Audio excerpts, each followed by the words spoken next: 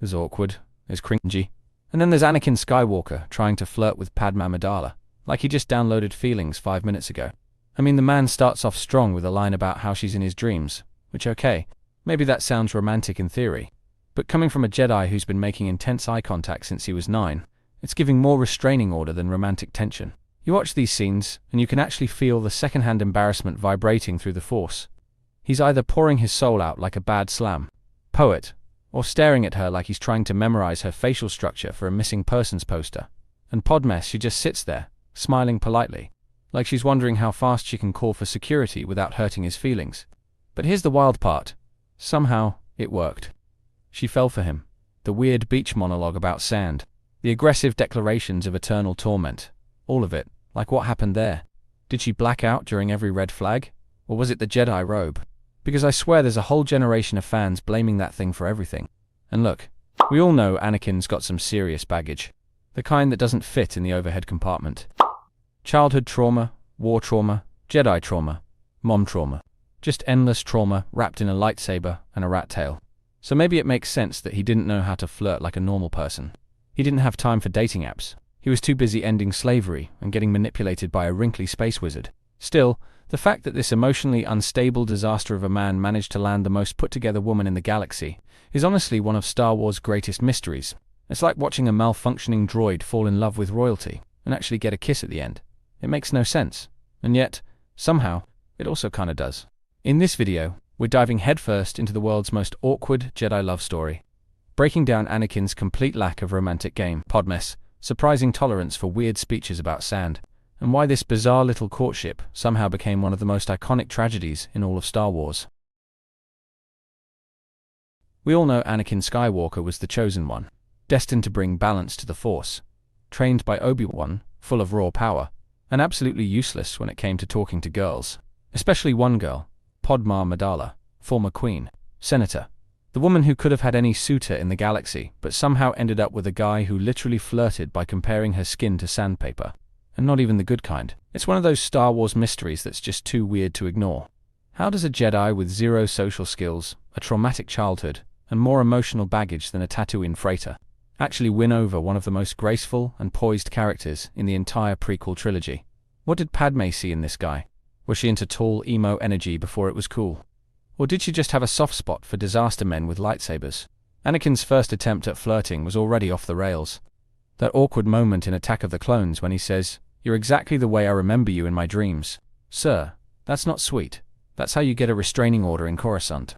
Not to mention the intense staring, the unsolicited compliments, the weird obsession with how soft things are. It was like watching a Sith Lord in training try to pick up someone at a royal gala. And then there's the infamous sand line. I don't like sand. It's coarse and rough and irritating, and it gets everywhere. But you're not like sand, Padme. You're soft and smooth. Like, what even is that comparison? That's not poetry. That's a desperate Yelp review of a beach gone wrong. And Padme just sits there, listening, not even blinking. It's like she's trying to decide if this is romance or a red flag the size of a Star Destroyer. But here's the thing. Despite all of that, she didn't shut him down. In fact, she stuck around and eventually fell for him. So the real question is, how did Anakin go from cringy one-liners to husband material? There's something deeper going on here, and we're about to dig into it like a Jedi therapist on a mission. Okay, I need to vent for a second. Because rewatching Anakin and Padme's scenes is like watching a social train wreck in slow motion. Every time Anakin opens his mouth, it's like the Force is actively trying to stop him from forming coherent thoughts. The man jumps between romantic poetry and emotional breakdowns faster than he switches lightsaber forms. You've got that fireside confession scene where Anakin basically goes, "I'm haunted by you. I can't breathe without you. I'm tormented by this forbidden love." Padme's like, "Bro, we just had dinner. Calm down." Instead of building chemistry, he builds anxiety. And yet somehow, she's intrigued. WHY. Now here's where the laughter kind of fades. Because once you push past the awkward lines and emotional turbulence, what's really going on with Anakin isn't funny. It's actually heartbreaking. This isn't just a guy who's bad at flirting. It's a kid who never learned how to be vulnerable without fear, or love someone without losing himself in the process. Anakin grew up in slavery, then was yanked away from his mother and thrown into the strict emotional repression of the Jedi Order. No friends, no attachment, no comfort, just missions, war, and rules. So when he finally gets around someone who sees him as a person, not a prophecy or a weapon, He clings to it like oxygen, and that's what Padman becomes for him.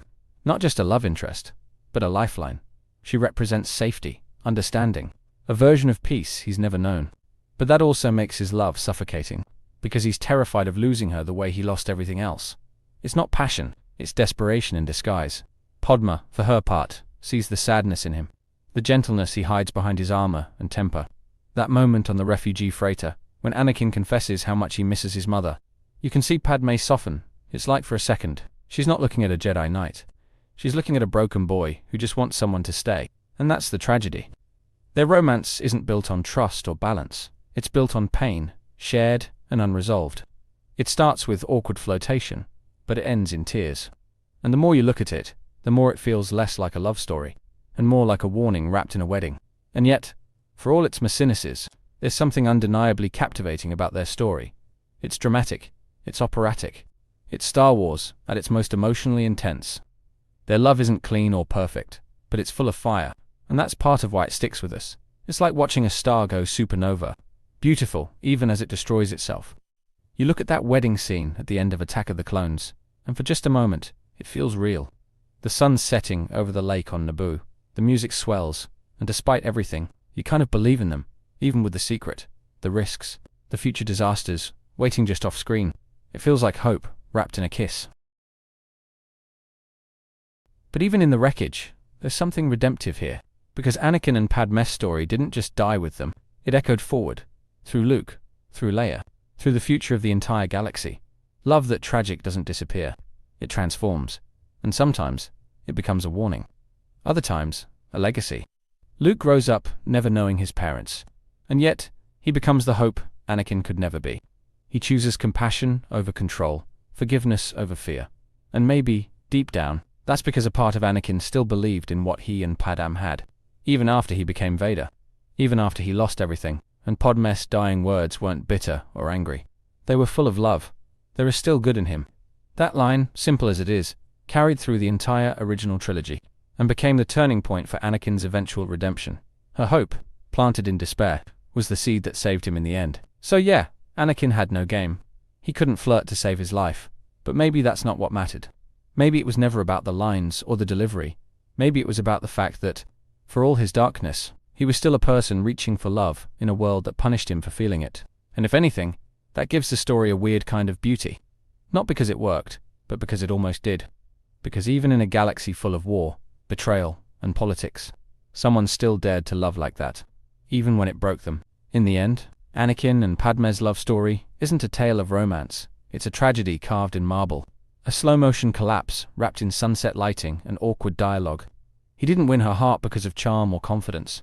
He won it in spite of those things, because love, real love, doesn't always follow logic. Their courtship was uncomfortable, clumsy, and honestly, kind of terrifying when you re-watch it with adult eyes. But that discomfort is what makes it so memorable. It shows us how broken people try to hold each other together, and how sometimes, that kind of love doesn't save you. It consumes you. Anakin never learned how to love without fear, and Padme never learned how to let go without hope. Together, they created something powerful and doomed. Their love gave rise to heroes, but it also cracked open the door to tyranny. It's poetic, in that deeply painful Star Wars way.